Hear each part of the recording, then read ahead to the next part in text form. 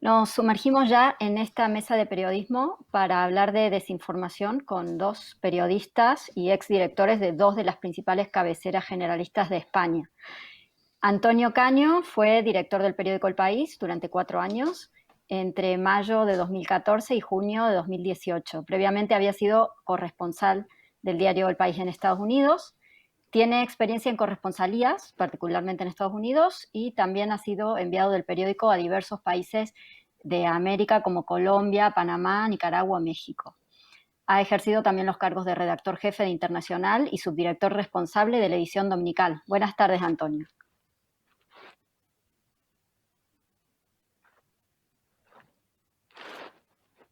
¿Me oye bien? Ahora sí. Seguimos. David Jiménez es periodista y escritor. Fue uno de los directores más jóvenes en los medios tradicionales españoles al ser nombrado director del Mundo en 2015.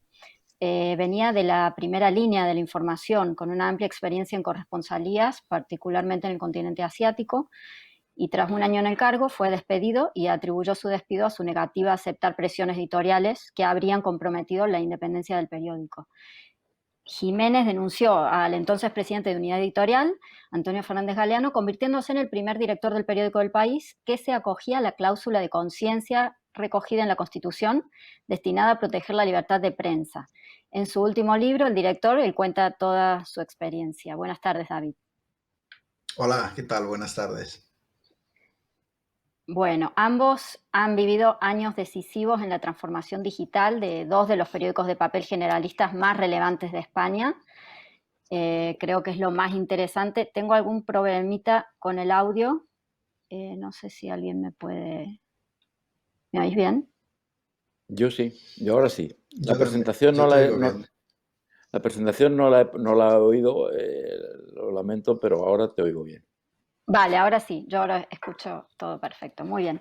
Bueno, empezamos entonces con algunas preguntas. Yo creo que lo más interesante de esta mesa es que estos dos exdirectores de periódicos nos hablen desde su visión y su experiencia directa en lo que es la toma de decisiones en el día a día de un periódico nacional y sobre lo que es también gestionar tanto una gran cantidad de información como también el equipo de periodistas que ejerce su actividad para producir y darle forma a esa información.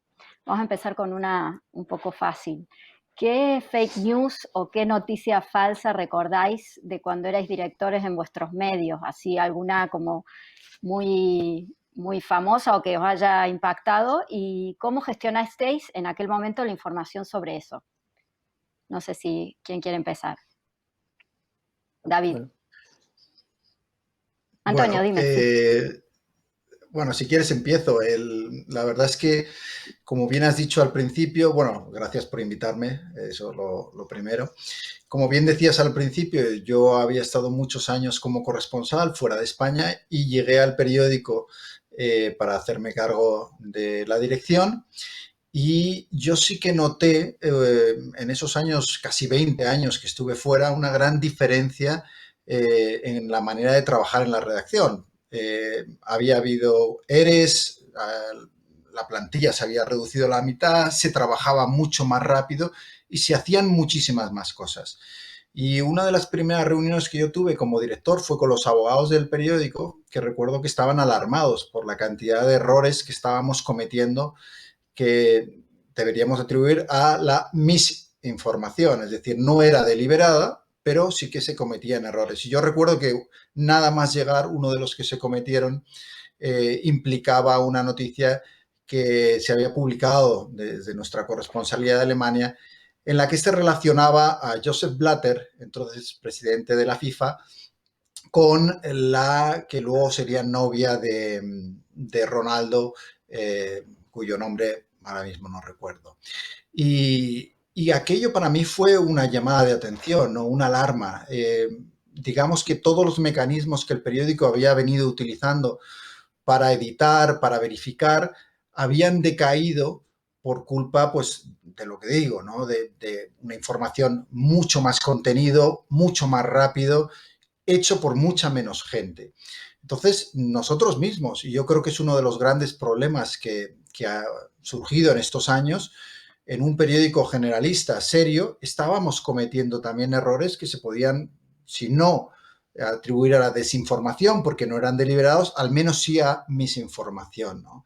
Entonces, aquello, digamos que generó un debate de qué podemos hacer para contrarrestar esto, porque yo creo que es fundamental para combatir la desinformación tener como contrapeso unos medios de comunicación serios, rigurosos, a los que la gente pueda acudir y confiar. El hecho de que en estos últimos años la gente haya perdido mucho la confianza en los medios llamados tradicionales, creo que también ha contribuido o ha dejado un espacio abierto más fácil para que aquellos que quieren difundir bulos y mentiras lo tengan, digamos, como decía, más fácil, ¿no? Entonces, ahí es donde mi primer recuerdo, ¿no?, por empezar la conversación está, ¿no?, en la debilidad propia de los medios, digamos, entre comillas, serios, a la hora de contrastar sus propias noticias y la manera en la que eso también contribuyó al crecimiento de la desinformación que otros querían crear. Hola, Antonio, tu sí, experiencia con... Sí. sí, hola, ¿qué tal? Buenas tardes. Antes de nada, agradecer la invitación a este acto, agradecer el trabajo que han hecho este grupo de investigadores, que yo me he leído y francamente es un trabajo extraordinario y creo que muy útil para periodistas y para cualquier otra persona que no sea un profesional. Me parece algo de mucho interés, así es que vaya por delante mi enhorabuena. Empezando por la pregunta más directa que nos hacías, yo tengo que mencionar que quizá uno de los éxitos más importantes que tuvo el país durante los años en los que yo fui director fue precisamente detectar una operación de desinformación, de fake news generada desde bots originados en el entorno de Rusia para influir en la opinión pública durante la crisis catalana. Esta información, que al principio parecía un tema secundario porque costaba asumir en aquellos años que hubiera interés desde Rusia por un problema aparentemente tan local como es el de Cataluña. Después se comprobó no solamente que era cierta, sino se entendió perfectamente que la desestabilización de España a través del fomento del independentismo en Cataluña suponía la desestabilización al mismo tiempo de toda Europa, de la Unión Europea, y eso está perfectamente en el contexto de lo que son los intereses prioritarios de Rusia en este momento. Hablando de forma algo más general sobre este fenómeno, creo que es importante tener en cuenta que estamos hablando de dos cosas distintas al hablar de periodismo y desinformación o fake news. Son dos industrias diferentes. Una es la industria de las fake news, que es una industria en este momento muy desarrollada y exitosa, y otra es la industria de la información. El problema principal es que mientras una industria, la de las fake news, es una industria robusta, próspera, creciente, al alza, la industria a la que yo pertenezco, la industria de la información, la industria periodística, es una industria débil, decreciente y cada vez en retroceso. Esto es un primer eje sobre el que hay que reflexionar, que el crecimiento de la desinformación y la mala información de los ciudadanos en este momento en las democracias se produce por este doble fenómeno. El crecimiento de la industria de las fake news y al mismo tiempo el debilitamiento de la industria de la información, que técnicamente, que está y debería ser quien se hiciera el contrapeso de las fake news. Ese contrapeso no se puede hacer en este momento porque la industria periodística está en el peor momento de su historia y en un momento de declive incontenible, además. El problema es que cuando empezó el declive de la industria periodística hace ya más de 10 años, se confiaba en que ese declive pudiera contenerse en algún momento y eso no ha ocurrido. El declive, desgraciadamente, continúa en España, en Europa y en Estados Unidos. En parte ese declive tiene que ver, y creo que este es otro factor que me gustaría incluir en la conversación, con el descrédito de la industria periodística. Los medios se han desacreditado, los grandes medios se han desacreditado, se han polarizado.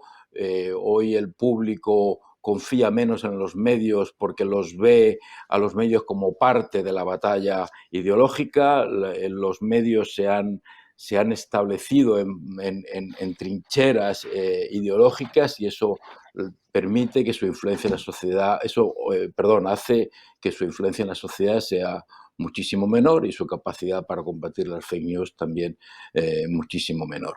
Este tema que estamos abordando tiene infinidad de ángulos.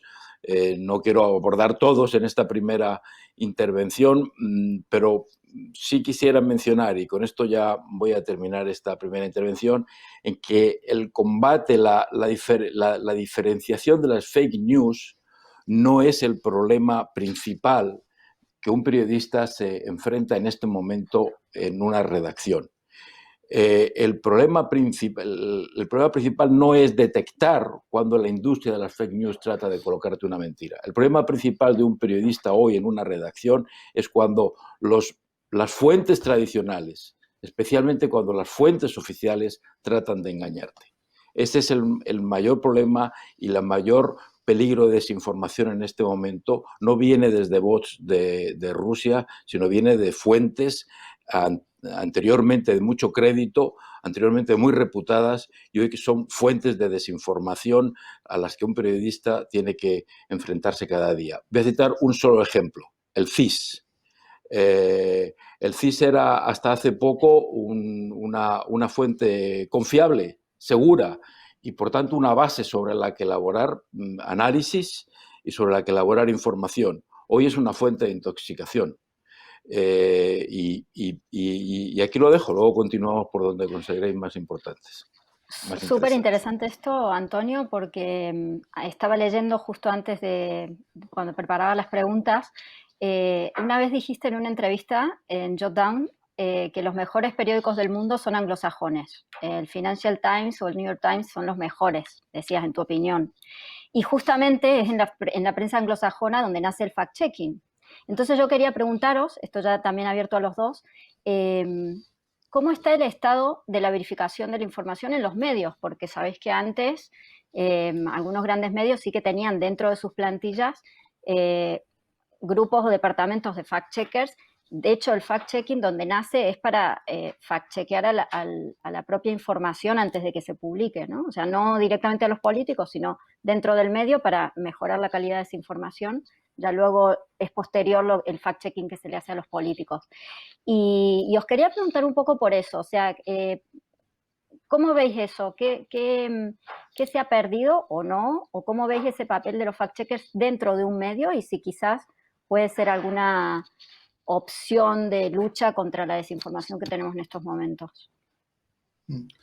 Bueno, los buenos periódicos siempre han tenido fact-checkers.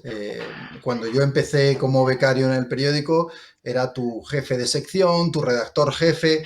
Había un proceso de verificación. Cuando tú entregabas un texto, esos jefes te preguntaban, bueno, oye, ¿dónde están las fuentes? ¿Has consultado bien? ¿Este dato está bien? ¿Está mal? ¿No? Como decía antes, la crisis de los medios fue mortal para la calidad de algunas de estas publicaciones, porque de repente había muchas menos manos para trabajar, yo recuerdo que se empezó despidiendo simplemente a los que corregían las erratas, pero eso poco a poco fue aumentando. Las secciones cada vez tenían a menos periodistas y el papel de los verificadores internos o los mecanismos de edición fueron en muchos casos reduciéndose y eso comprometió la calidad, ¿no? Al menos en la experiencia que yo tuve dentro del mundo, en esa diferencia de los 20 años que estuve fuera a cuando regresé, claramente habían descendido los controles de verificación y de edición. Yo creo que eso es muy importante recuperarlo para recuperar también la confianza de los lectores y que de nuevo encuentren el mayor número posible de medios donde acudir cuando tienen duda de si algo es falso o no. Por supuesto, luego han surgido los verificadores.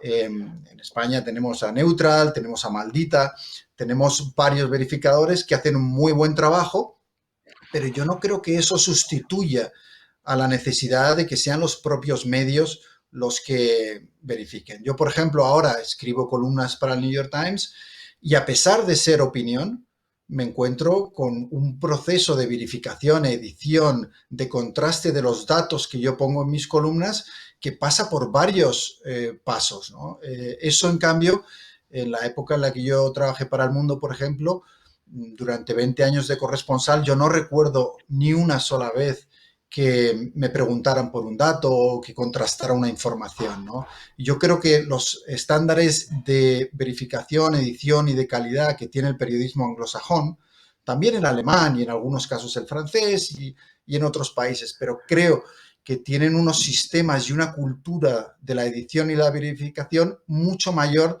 de los que tenemos en España. Y eso es algo que deberíamos corregir. No es fácil en un momento, como decía Antonio, en el que hay una crisis durísima, donde estamos viviendo ERES y reducciones de plantillas y donde las cosas, además, como decía antes, se hacen a una grandísima velocidad y se crea un contenido que yo creo que es absurdo. Es decir, cuando yo llegué a la dirección del Mundo, el periódico estaba produciendo cerca de 500 noticias diarias. Es prácticamente imposible, salvo que tengas un ejército de redactores, verificar todas esas informaciones. Por eso creo que es importante hacer menos, pero mejor, más contrastado. Así es. Antonio, querías decir algo? Sí, bueno, un par de cosas. Bastante de acuerdo con todo lo que decía David, pero un par de detalles más. Cuando tú mencionabas antes una entrevista mía en Jotdown, que fue hace creo como 7 años aproximadamente. 2014. Perdón, 2014. 2014. Pues 7 años, efectivamente. 7 años en los que también la prensa norteamericana se ha deteriorado considerablemente, especialmente la prensa norteamericana. La prensa de Estados Unidos lleva muchos años en una batalla tremenda, en una batalla que no declaró a la prensa, una batalla que le declararon a la prensa, que le declaró Donald Trump, y la prensa norteamericana ha estado en esa guerra y sigue en esa guerra durante ya bastantes años. Y en esa guerra, pues como en todas las guerras, se producen bajas. Y la baja en la prensa norteamericana ha sido de credibilidad, de reputación. Probablemente es una batalla que la prensa norteamericana tenía que dar, pero lo cierto es que como consecuencia de esa batalla, las grandes cabeceras norteamericanas también se han hecho más sectarias y más ideológicas. Bastante más ideológicas, diría yo. A eso se suma todo el crecimiento del fenómeno de la cancelación cultural en Estados Unidos, el alza de la corrección política, todo lo que ha sucedido al movimiento Me Too, al movimiento Black Lives Matter, todo eso que ha generado un debate social muy fuerte y cultural muy fuerte en Estados Unidos ha afectado a la credibilidad de la prensa, está afectando a la credibilidad de la prensa. Y hoy la prensa norteamericana, desafortunadamente, ha crecido el sectarismo y la orientación ideológica y, por tanto, ha perdido considerablemente credibilidad. Eso por un lado.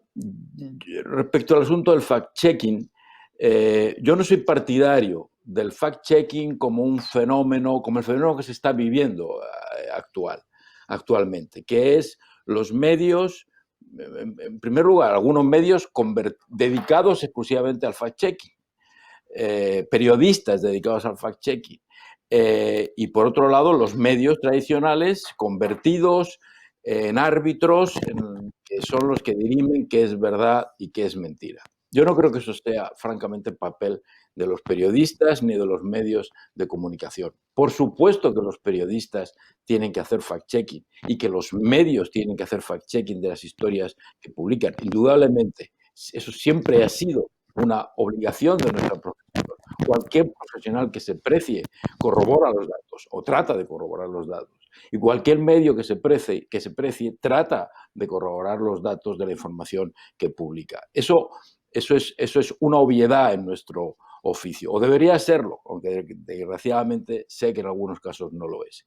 Pero de ahí a que los medios se conviertan en quienes dicen cuando un político que habla está mintiendo o diciendo la verdad, me parece una equivocación.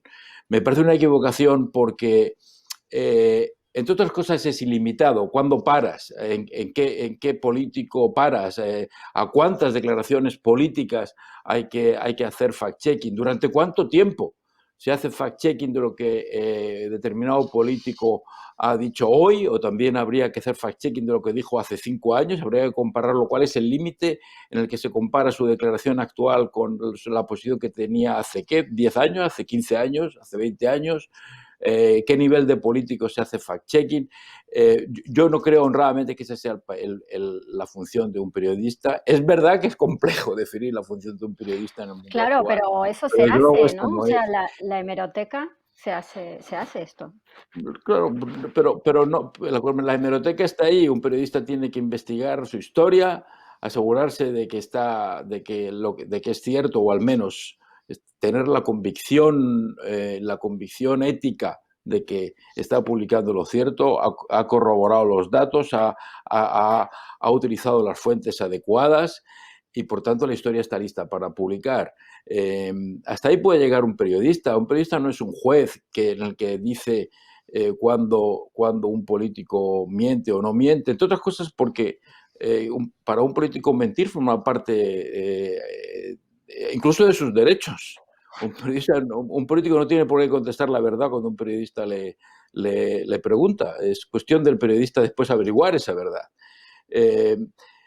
Quiero decir, me parece que se está modificando, que se está sacando al periodista de sus sencillas responsabilidades, que son contar lo que pasa, que se le está atribuyendo con esto del fact-checking una misión que creo que no le corresponde. Pero sin embargo, si estás de acuerdo en que hay que comprobar, o sea, el periodista tiene que comprobar y tiene que contrastar esos hechos o contrastar lo que está diciendo antes de publicarlo, como veníamos diciendo. Me parece interesante algo que ha dicho David antes sobre la opinión, y también te quería preguntar sobre esto, os quería preguntar.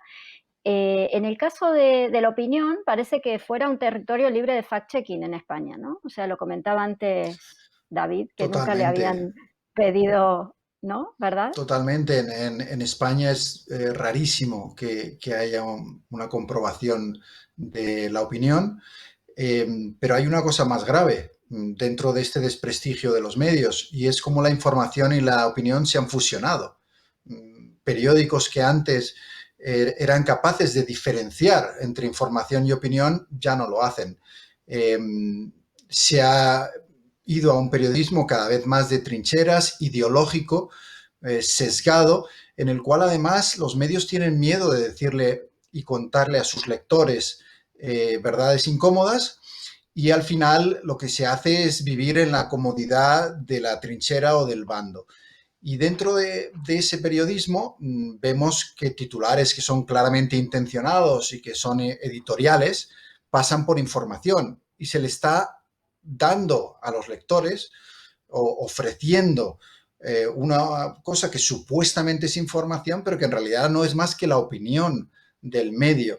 Y yo creo que eso es peligroso, ¿no? Porque la audiencia tiene que saber qué es lo que está recibiendo, ¿no? ¿Me está dando este medio su opinión o me está dando una información rigurosa, contrastada de lo que ha ocurrido?